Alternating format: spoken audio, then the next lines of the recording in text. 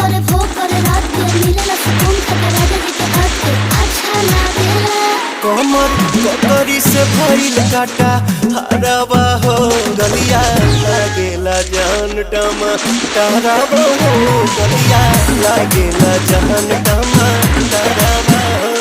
ओहे तोरे गया तुझको मैं पावा करना अपने